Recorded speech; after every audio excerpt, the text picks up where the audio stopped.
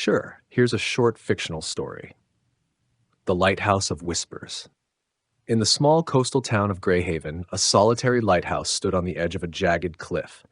It had been abandoned for decades, its beams dark, yet every night townsfolk claimed to hear whispers carried by the sea breeze, soft, unintelligible murmurs that tickled the edges of sanity.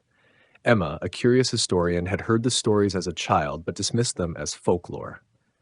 Returning to Greyhaven as an adult, she decided to investigate the mystery.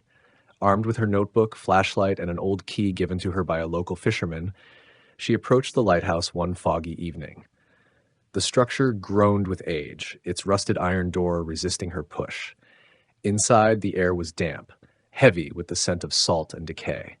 The walls were covered in strange, etched symbols, spirals, runes, and patterns that looked almost like waves frozen in time. Climbing the spiral staircase, Emma felt the whispers grow louder, not just in her ears, but in her mind. They weren't random, they were forming words now. Turn back. Her heart raced, but her curiosity propelled her forward. At the top of the lighthouse, she found an old, dusty lantern sitting in the center of the room, surrounded by a circle of those same carved runes.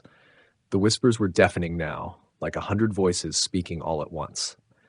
Against her better judgment, Emma lit the lantern. The room shifted, the walls dissolved into a star-filled void, and the air hummed with energy. A figure emerged, a translucent, glowing being that seemed to be made of light and water. "You've freed me," it said, its voice both melodic and ancient. "For centuries, I've been trapped here, warning all who came near. You're the first to listen closely enough to unlock the seal." Emma, trembling, asked what it was.